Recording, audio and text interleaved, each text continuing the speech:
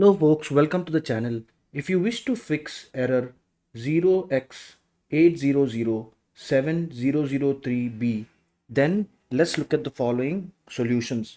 So the first option would be is to run the SFC scan command prompt. So we will look for command prompt in the search bar, right click, run as administrator, yes, and we will type the command sfc space slash scannow and press enter, and this should fix the error. If that doesn't work, then we will check the disk for bad sectors. So how do we do that?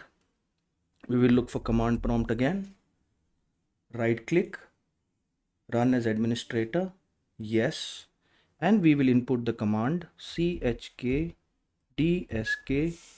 space slash f space slash r, enter, and y, enter, and that should be a solution to the problem. Now if both of these options don't work, then what we can do is we can do a disk cleanup, or that means removing all the temporary files.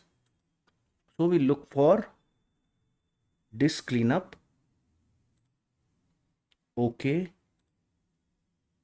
and we will click on all these or check all these boxes and click OK, delete files, and we will see whether the error is fixed or not.